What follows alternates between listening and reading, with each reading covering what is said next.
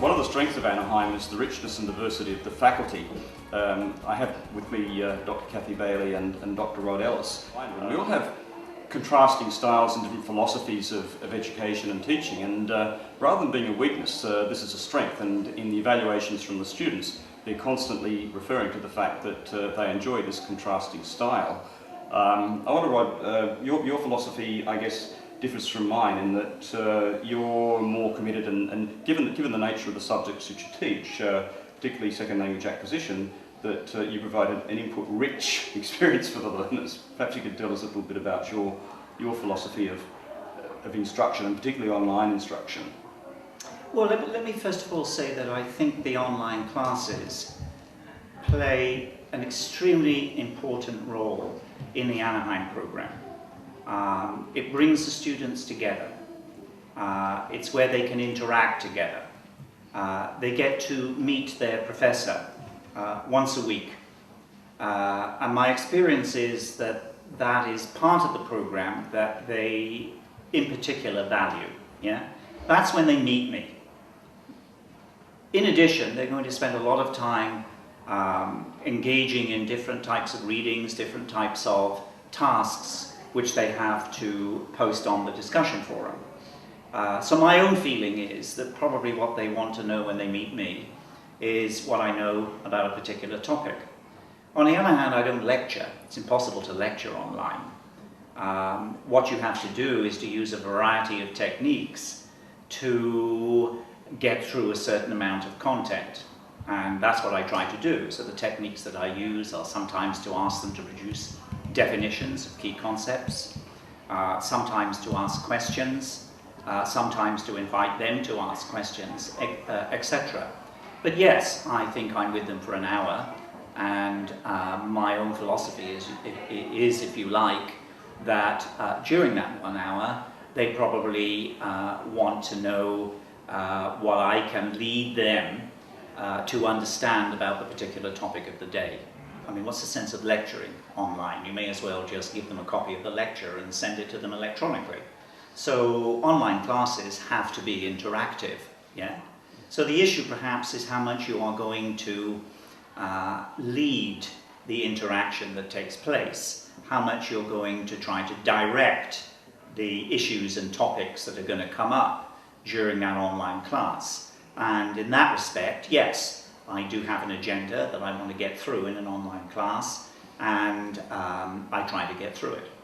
My own feeling is that the online classes provide as much a form of kind of social cohesion and connectedness for the students as content transferal, and that's probably almost as important a function, maybe a hidden function, of the weekly online sessions. Kathy, what about you? I mean, what's your philosophy, and how has your teaching changed as a result of your becoming an online teacher?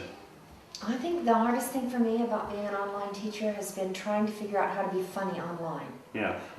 Because when I teach face-to-face, I think I'm extraordinarily funny. You are. You're wonderful. I'm actually brilliant. I'm a great comedian.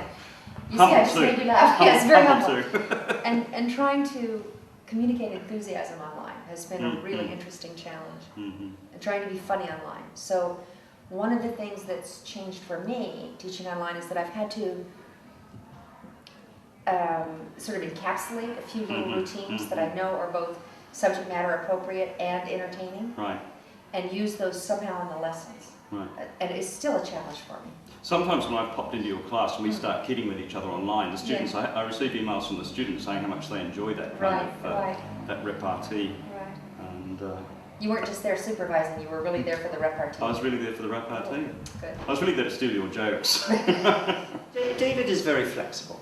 David has his own ideas about what is the best way to teach online, but he doesn't necessarily think that that is the best way for everybody, which I think is the point that he's just been making. Exactly. So one of the things that makes David a pleasure to work with is that he lets you get on and do things in the way that you think is going to work best for you. And that's what good directors do. They don't tell people how they should teach. They encourage them to work out ways that are most effective for them. Well, that's been my philosophy as a teacher trainer for many years. That I say to my trainees that there is no one best way. There's no one best method. the trick to being a successful teacher is to evolve your own method. So we've got, the Rod Ellis method, the Kathy Bailey method, the David Nunan method. But the other thing I wanted to briefly talk about was where we're taking the program into the future and the faculty into the future. And one of the exciting developments is the doctoral program, which Dr. Ellis is going to be largely responsible for, which is very exciting because he's had a great deal of experience as a doctoral supervisor in a number of continents and different contexts and countries, and so we would be able to draw on a great deal of strength and experience and wisdom in setting up the doctoral program. Maybe 10-15 years ago, people would have got their MA and that is as far as they would have expected to go. But things are changing, and increasingly people are looking to get a PhD, partly for career purposes, but also for curiosity purposes. And it seems to me that if Anaheim doesn't have an FDD, that it is not really going where I think the market is going, which is increasingly towards FDD, doctoral level studies. One of the hallmarks of distance learning traditionally has been the very high attrition rate. We've had a very low attrition rate over the years, and I think it's because the students do develop a sense of co-responsibility, and there's also that sense of mutual support. There have been times when a student has been tempted to withdraw from the program because of the pressures and so on, and the other students help them through those difficulties and encourage them to stick with it. And that is even more important with an FDD. Absolutely. Okay. But I have never really tried to be funny online because I haven't worked out a way to do it. And I think there are other things you can do better online than try to be funny. One of which is to get some pace into the lesson and to get through quite a lot, etc. So I do that, and then they meet me in the residential and they realise that I'm really nice, a really funny, wacky guy. All right. Well, that was funny. You earned that one. See, they're all laughing.